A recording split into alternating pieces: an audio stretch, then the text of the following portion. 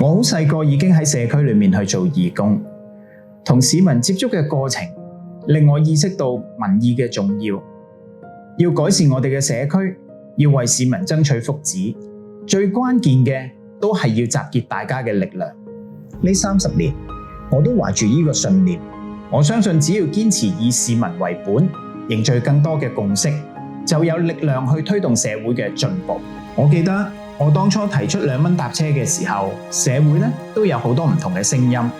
到後嚟，大家都認為呢一個係對老友記嘅德政。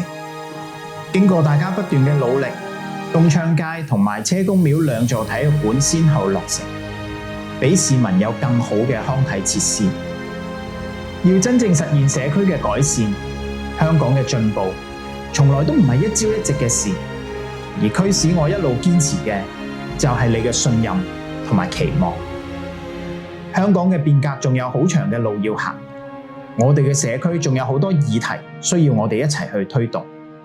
我深信，只要我哋齊心協力，一定可以實現更多嘅改變。12月7號，請大家繼續支持我陳克勤，俾機會我同大家攜手齊建好家園。